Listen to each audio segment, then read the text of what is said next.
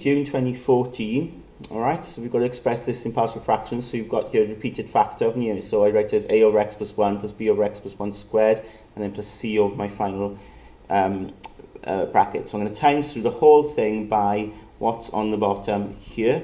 Okay, and if I times this side by what's on the bottom, they just all cancel one night. So we'll end up having 5x squared plus 7x plus 17. On the right hand side then, x plus 1 times then by what's on the bottom. Okay, and then the b over x plus 1 all squared times by the x plus 1 all squared, x minus 4, and then your c times that as well by x plus 1 all squared, x minus 4. So you notice then, of course, the x plus 1 will cancel with that power, the x plus 1 all squared will just take that away, and then the x minus 4 will take that away as well. So we end up having 5x squared plus 7x plus 17 equals 2a. Now, that would be x plus 1, x minus 4, okay? And then you've got your b, x minus 4, and your c, x plus 1 all squared, okay? So now we need to set x to be certain values. Now straight away I think I set x to equal 4, okay?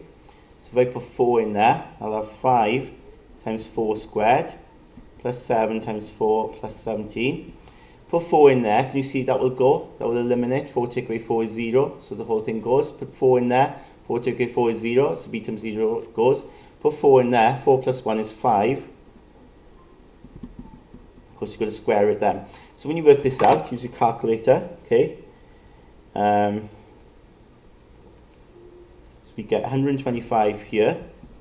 When you work that out, 5 and then squared, so it'll be 25c. That implies then c is equal to 5. Okay. The next value I'm going to set x to equal is minus 1, because then that will make that go, minus 1. So put minus 1 in there.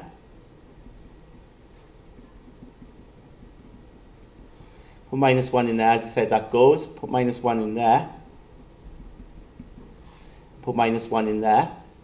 That goes. So that goes. That goes. Minus 1 in there. That becomes minus 5, doesn't it? So I'll work this out. So that will be 5. So calculator, 5 take away 7 plus 17 is 15. And that will be minus 5b. So that implies then b has got to be equal to minus 3. Okay.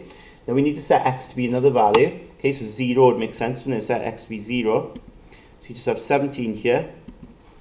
That will be 0 plus 1, so that'll be 1. That'll be 0 minus 4, so that'll be minus 4.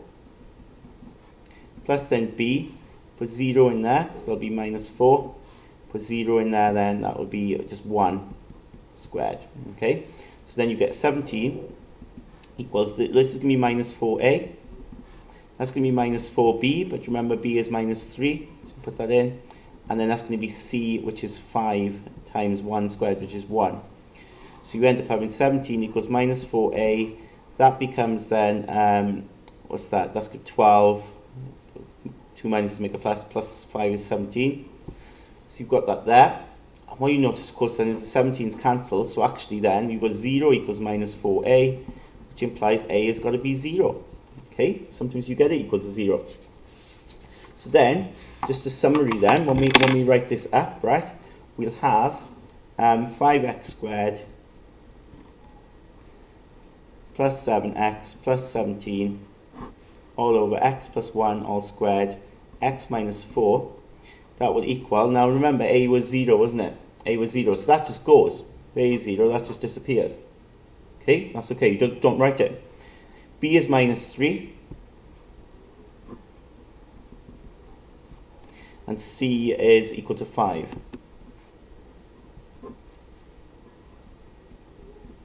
Okay? So you've got that there. Part B then, it says hence use your answer to part A to work out this. Okay, so there's no integration involved with this question.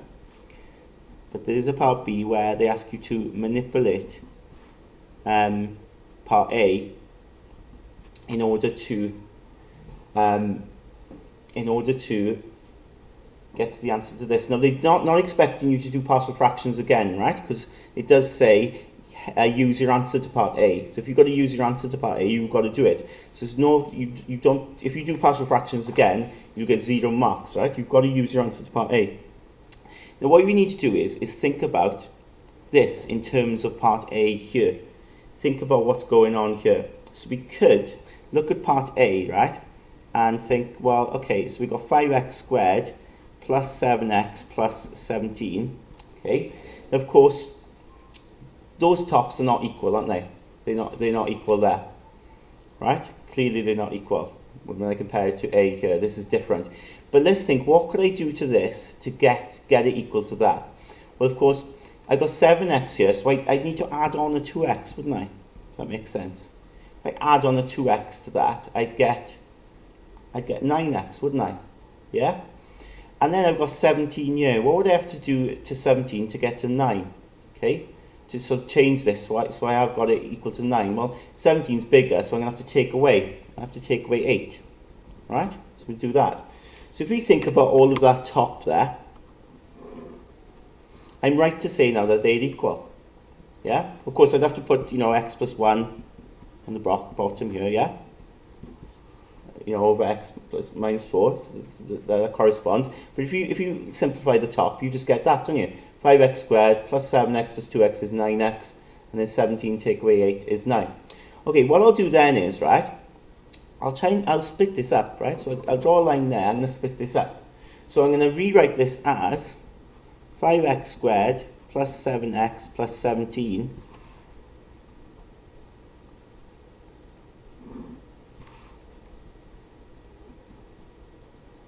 over x plus 1 all squared, x minus 4. And then plus the 2x minus 8 over x plus 1 all squared, x minus 4. Okay? So you're allowed to do that with dividing. You're allowed to split it up. You're allowed to divide them separately. So I've got this divide by this, and then the 2x minus 8 divide by this. Okay? Now what's good about this is, this here, I've already got the answer over here, haven't I? So I could rewrite this first bit as my partial fractions here. 3 over x plus 1 all squared plus 5 over x minus 4. Okay, and then I've got this. Now, you might think, oh, I've got to do partial fractions here, but you don't. If you look at the top here, we can actually factorize that top, can't we? We can take 2 out. So 2, and if we bracket then x minus 4. And what I want you to notice then is, when I take 2 out, you'll notice that the x minus 4 on the top here will cancel the x minus 4 on the bottom. So I end up having minus 3 over x plus 1 all squared, plus 5 over x minus 4, plus then 2 over x plus 1 all squared. And then we can even put these together. We can put that with that. So we end up having minus 1 over x plus 1 all squared, plus then 5 over x minus 4. Okay, and we've explained that then using part A.